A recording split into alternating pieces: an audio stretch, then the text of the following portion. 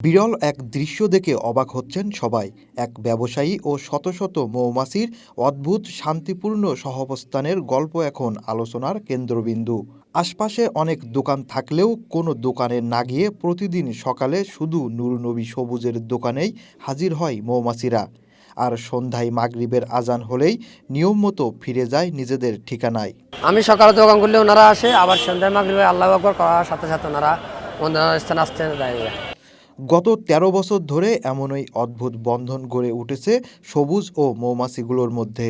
সবুজের দোকানে যারা নিয়মিত চা খেতে আসেন তারা প্রতিদিন এই দৃশ্য দেখে মুগ্ধ হন। কেউ তাদের হাতের কাছে ভেসে বেড়ানো মৌমাছিগুলোকে দেখেন, কেউ মোবাইলে ভিডিও ধারণ করেন। আশ্চর্যের বিষয়, এত বছরেও কোনো গ্রাহককে কিংবা সবুজকেও কখনো ক্ষতি করেনি মৌমাছিগুলো। ব্যবসায়ী নূর নবী সবুজ জানান, দীর্ঘ ১৩ বছর ধরে প্রতিদিন সকালেই ওরা আমার দোকানে আসে। সারাদিন ওরা এখানে খাবার খায়। বিকেলে বা সন্ধ্যার আজানের পর সবাই চলে যায়। এখন এটা আমার জীবনের অংশ হয়ে গেছে। মাসি আসে, সকালে আসে, সন্ধ্যা হলে জায়গায়। আমি তো ওদেরকে মারি না, ওদেরকে ভালোবাসি। ওদের সবাই আসে আমার কাছে, এই জন্য থাকে। পানি ছিটকে মারি, একটু একটু খায়। মাছগুলো আসে ২০১৩ সাল থেকে ব্যবসা করি।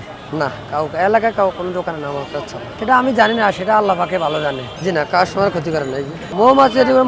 মৌমাছি মধু সংগ্রহ করতে আসছে। হয়তো ফুলটুল ছিল আগে, এখন ফুলটুল ছিল না।